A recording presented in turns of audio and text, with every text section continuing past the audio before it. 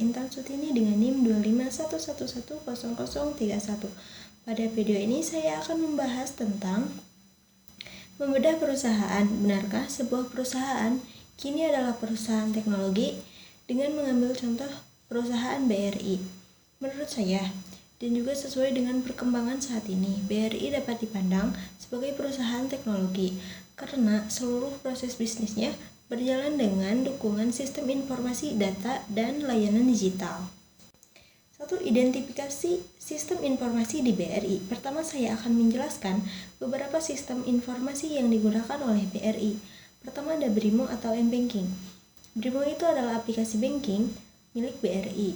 Fungsinya untuk transaksi nasabah seperti transfer, cek saldo, pembayaran, dan top up. Penggunanya adalah nasabah dan pihak bank. Data yang diproses yaitu saldo, nomor rekening, mutasi, dan data transaksi. Yang kedua ada BRIAPI. BRIAPI adalah sistem open M-Banking yang menghubungkan layanan BRI dengan aplikasi lain. Fungsinya untuk memindahkan integrasi layanan digital dengan mitra bisnis. Penggunanya adalah developer, mitra bisnis, nasabah, dan bank. Data yang diproses yaitu data transaksi, transfer, pembayaran, dan informasi rekening. Yang ketiga ada core banking system. Core banking system adalah sistem inti perbankan BRI. Fungsinya untuk memproses transaksi utama secara terpusat. Penggunanya adalah teller, cabang, back office, dan pusat data. Data yang diproses yaitu rekening, saldo, kredit, deposito, dan histori transaksi. Yang keempat ada BRI Link Agent. BRI Link ini adalah layanan perbankan yang bisa diakses lewat agen di berbagai daerah. Fungsinya untuk membantu masyarakat melakukan transaksi tanpa harus datang ke kantor cabang. Penggunaannya adalah agen BRI Link dan nasabah. Data yang diproses yaitu setoran, penarikan tunai, transfer, dan pembayaran tagihan. Yang kelima ada Kelola by BRI. Kelola itu adalah sistem untuk nasabah, bisnis, dan perusahaan. Fungsinya untuk mengelola arus, kas, dan transaksi perusahaan. Penggunanya adalah perusahaan dan nasabah bisnis. Data yang diproses yaitu program keuangan, arus kas, pembayaran, rekening, dan korporasi.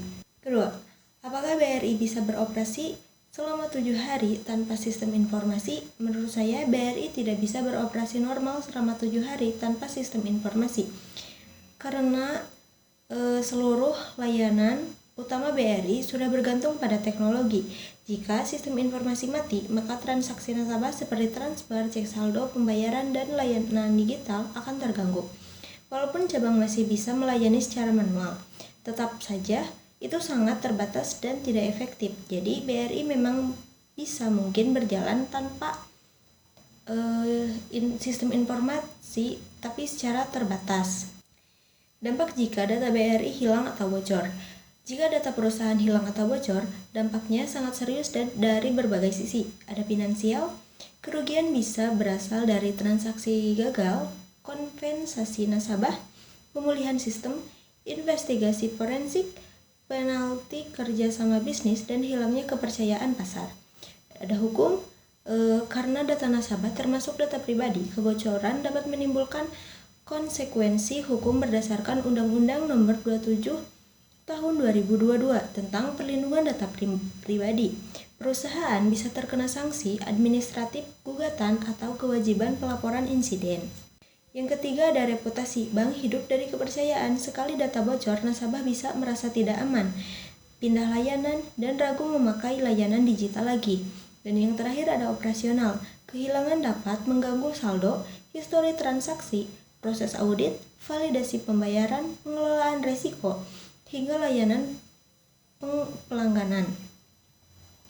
Akibatnya, operasional bank bisa melambat atau bahkan berhenti pada bagian tertentu. Nomor 4. Apakah BRI dapat disebut sebagai perusahaan teknologi? Menurut saya, iya. Dalam konteks operasional saat ini, BRI bisa disebut perusahaan teknologi, walaupun bisnis utamanya tetap perbankan. Tetapi cara BRI bekerja sekarang sangat bergantung pada teknologi digital, mulai dari BRIMO, BRIAPI, BRILink, core banking, sampai pada sistem keamanan. Semuanya menunjuk bahwa teknologi sudah menjadi inti jalanan perusahaan. Jadi BRI bukan hanya bank biasa, tetapi sudah menjadi perusahaan yang berjalan dengan karakter perusahaan digital. 5. Makna siapa yang memiliki informasi dialah juaranya. Pernyataan ini berarti bahwa di era digital, pihak yang memiliki informasi lebih cepat dan lebih lengkap akan menjadi lebih unggul. Informasi menjadi kekuatan untuk mengambil keputusan, melayani pelanggan, dan menghadapi resiko. Contohnya, dalam perbankan, bank yang punya data transaksi lengkap bisa mendeteksi penipuan lebih cepat. Contoh lainnya, perusahaan yang memiliki data pelanggan bisa membuat layanan lebih sesuai dengan kebutuhan pelanggan. Jadi, informasi bukan hanya data, tetapi juga aset penting yang menentukan kemenangan dalam persaingan. Penutup, kesimpulannya BRI adalah contoh perusahaan yang menunjukkan bahwa di era sekarang perusahaan tidak bisa lepas dari teknologi. Karena itu, saya setuju bahwa perusahaan modern memang dapat dipandang sebagai perusahaan teknologi karena seluruh aktivitasnya sudah ditopang oleh sistem informasi dan digitalisasi. Terima kasih. Wassalamualaikum warahmatullahi wabarakatuh.